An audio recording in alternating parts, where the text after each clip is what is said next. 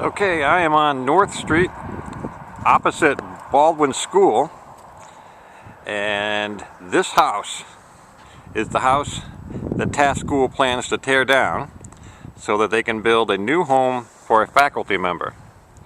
Now, this house was built sometime before 1850, even though the historic district, when it was created, came up with a date of 1875. We know it's older than that for a fact because it appears on an 1852 map. The house was owned by a guy named Henry Bronson, and as you can see, there's really nothing wrong with it.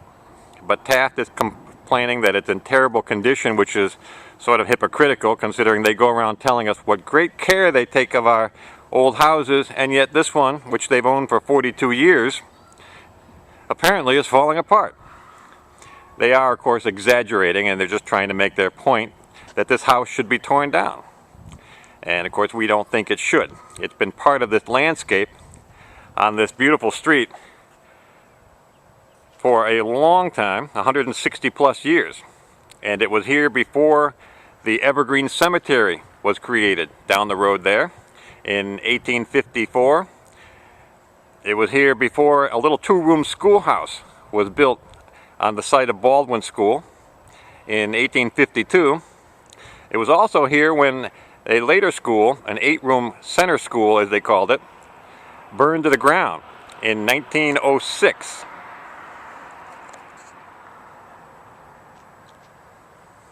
And of course it's surrounded by houses, some a little bit older, some not. So Taft wants to take this down, and they don't seem to be too concerned with our history. And this is the same school that bends over backwards to preserve its own history and publishes book after book after book, builds statues, and has painting commissioned to preserve their history, but not ours. It should also be noted that this house was occupied until very recently, and that the only reason the person who was living here moved out, a Taft faculty member, was because he retired. It had nothing to do with the condition of the house. So Taft is saying the house can't be saved, and it's got all kinds of problems. But the bottom line is, they simply want to tear it down.